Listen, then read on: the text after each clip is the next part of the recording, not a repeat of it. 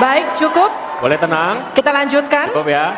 Terima kasih Bapak Gibran Rakabuming Raka. Kami persilakan Pak Gibran untuk kembali ke tempat. Kembali dulu Pak. Harap tenang, kita lanjutkan. Selanjutnya kami persilakan calon wakil presiden nomor urut 3, Bapak Mahfud MD, untuk naik ke atas panggung dan menyampaikan visi, misi, dan program kerja. Pak Mahfud, waktu Bapak 4 menit. Kami akan mulai ketika Bapak mulai berbicara. Silakan. Assalamualaikum warahmatullahi wabarakatuh. Waalaikumsalam. Mari kita bersujud semuanya, saudara-saudara di seluruh Indonesia, kepada ibu kita dalam rangka mengucapkan selamat Hari Ibu 22 Desember 2023 ini.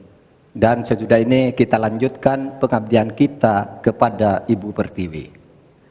Ada yang bertanya kepada kami, mungkin tidak Anda mentargetkan mendapat pertumbuhan ekonomi 7% di dalam 1 tahun, karena di dalam sejarah reformasi tidak pernah sampai tumbuh sebanyak 7%. Dulu hanya itu dicapai pada tahun 89 sampai 91 di era Orde Baru.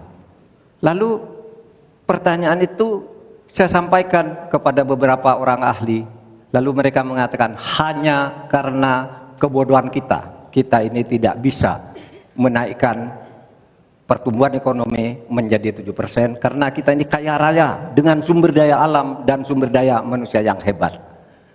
Masalahnya apa? Masalahnya banyak korupsi dan inefisiensi di sektor-sektor pertumbuhan ekonomi, yaitu di sektor konsumsi, belanja pemerintah, ekspor impor, dan investasi.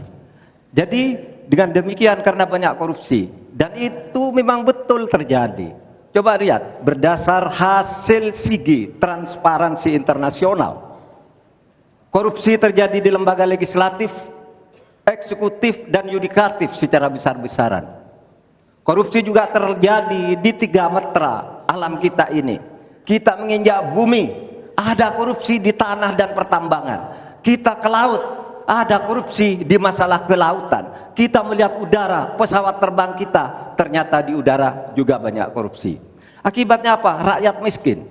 Saya ketemu dengan seorang bernama Teddy dan Joni di Padang. Seorang atau 2 orang pegawai angkutan perusahaan truk menyatakan tidak pernah bisa mendapat subsidi minyak yang disediakan oleh negara karena tidak pernah sampai di korupsi.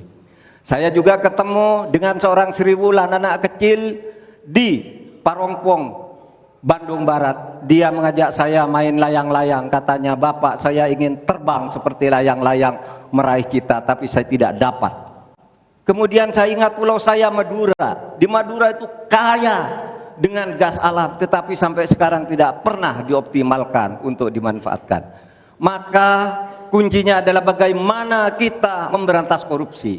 Lalu ada yang tanya kepada saya, "Bapak, kalau Bapak jadi wakil presiden orang takut ditangkap." Saya panggil para ekonom dan para pelaku usaha, "Apa betul Anda takut kepada saya kalau saya wapres?" "Tidak, Bapak. Justru kami perlu seorang penegak hukum seperti Bapak. Karena apa? Kami kalau mau investasi di Indonesia ini diperas. Mau berusaha ini diperas. Kalau kami bayar padahal diperas, lalu ketahuan kami ditangkap katanya kami menyuap." Itulah Indonesia ini pada saat ini. Oleh sebab itu, saudara sekalian, kita harus lawan korupsi. Memembang istilah anak muda, "Hai koruptor, kutabrak kau. Hai wir, mundur kau wir. Nah korupsi, setabrak." Saudara sekalian, ini semua dalam rangka agar terjadi pemerataan seperti ketentuan pasal 3 Undang-Undang Dasar.